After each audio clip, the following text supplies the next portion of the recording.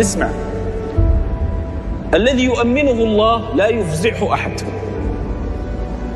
الذي الله عز وجل كتب له الأمان لا يفزعه أحد. والله كتب منذ يوسف إلى الآن الأمان لمن؟ لمصر.